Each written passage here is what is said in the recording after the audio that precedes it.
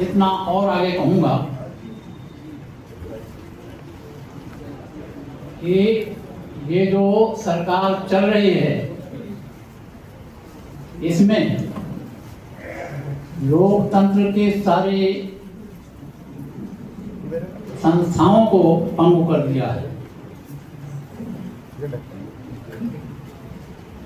Police अपना काम नहीं कर सकती, चुनाव आयोग अपना काम नहीं कर सकता,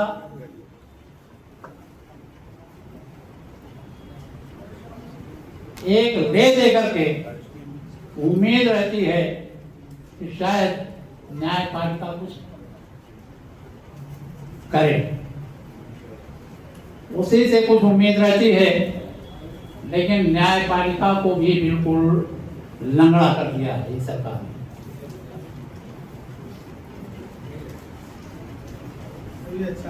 अभी तक हम सुनते आए थे, जो हमारे नेता कहते थे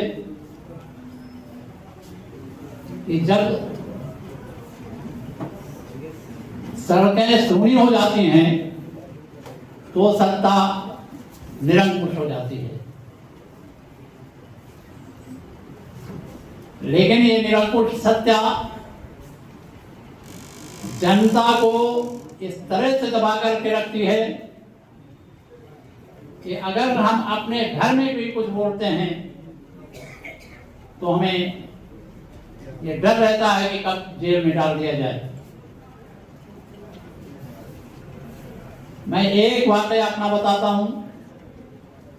जब धरना चल रहा था घंटा घर पर, मुझे पुलिस घर से ले गई ठाकुरगंज थाने में, और सारी बातों के बाद वहां का सीओ कहता है कि बताइए आपके ऊपर कितने मुकदमे लाद दिए जाएं। मेरा एक ही जवाब था कि ये मुझसे पूछ करके आप करेंगे, जितने मुकदमे बन सकते हो सब लाद दीजिए मेरे ऊपर, मैं घबराने वाला नहीं। आज ये दम हर एक को अपने अंदर लाना होगा। जब तक हम डरेंगे, डराए जाएंगे, चुप रहेंगे, गूंगे बना दिए जाएंगे, और अगर लड़ेंगे तो हमारी जीत होगी, हर हाल में जीत होगी। और इसलिए अगर जिससे हमें उम्मीद थी न्यायपालिका, वो भी खामोश हो गई है, डरी हुई है, तो हमें सड़कों को आबाद करना होगा। जेन जी ने रास्ता दिखा दिया है, उस रास्ते पर चल करके हमें इस मुल्क को आजाद कराना होगा आरएसएस के लोगों से, जहां पर जो हिंदूवाद का नारा देते हैं, लेकिन उनके यहाँ जो सरसंघ चालक होता है वो ब्राह्मण ही नहीं, एक खास ब्राह्मण होता है, चित्तामन ब्राह्मण। जहां पर चित्तामन ब्राह्मणों का कब्जा हो, वो हिंदुओं के लिए क्या करेगा।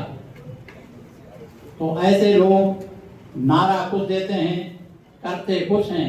इसलिए उनके नारों से सावधान होकर के हमें फिर से सड़कों को आबाद करना होगा, इनके खिलाफ लड़ना होगा, जेल जाने का डर अपने दिलों से निकालना होगा। जब तक हम डरेंगे, डराए जाएंगे, इसलिए डर को निकालिए और फिर एक नारा, आओ मिलकर इनकलाबे ताज़ा तर पैदा करें, दहर पर किस तरह छा जाए कि सब देखा करें।